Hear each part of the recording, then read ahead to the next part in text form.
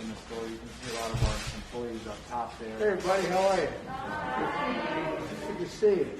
We are DC's oldest hardware store. We've been continuously operated in this city since 1866. We've moved around a few times. We've been in this building for 7 years now. Like my father was telling you, this is actually our second presidential visit, but our first one in this building.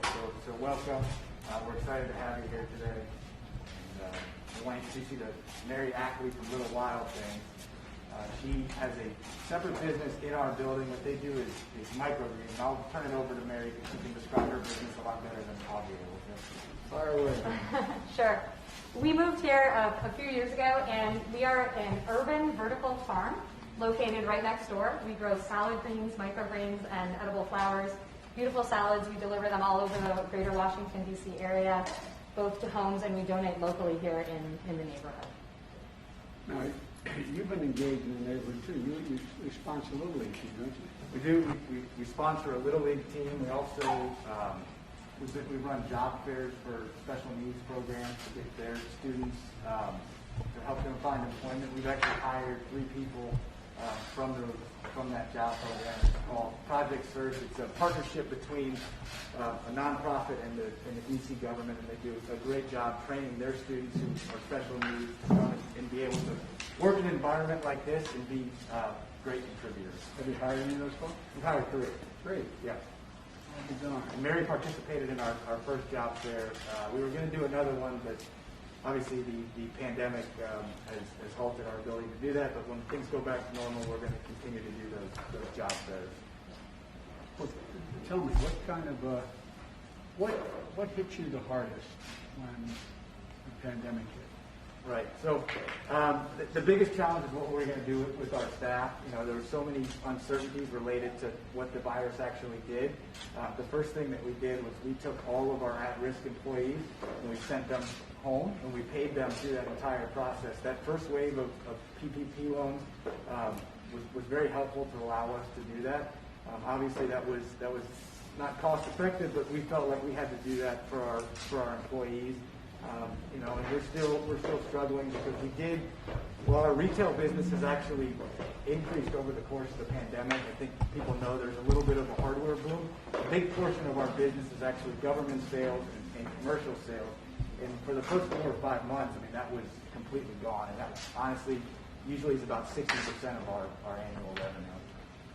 One of the reasons why I changed the rule for 20 days to make sure only employers with 20 or fewer employees could qualify for PPP.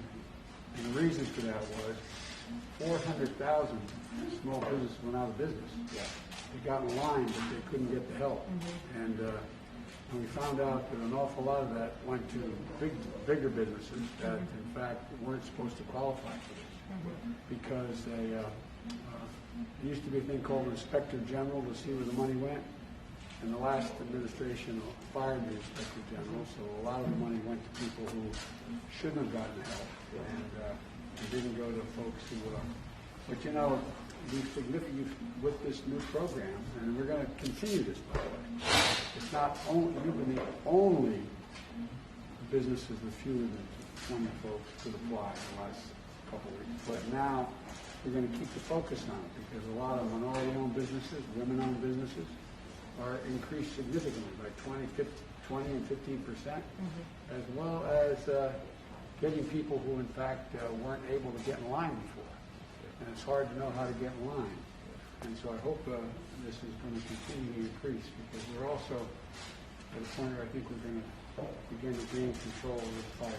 Yeah, we appreciate your leadership on that. One quick point I want to make is that I said we're the oldest hardware store in D.C. I also say we're the greenest hardware store in America. We have 2 urban farms actually in our building. We have Mary, who's in the garage there, and then we have Cultivate the City, which is an awesome rooftop garden.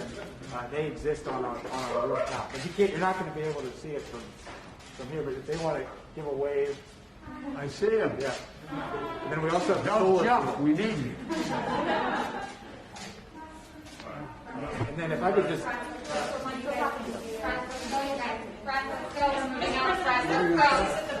Let's go, you guys. Come on, Press. We're going to move out. Let's go, Press. guys, let's go. Come on, Brad, let's go. Come on, let's go. This is at the border, sir. Let's go, you guys. Come on. Come on, let's go. Thank you guys. Thanks so much.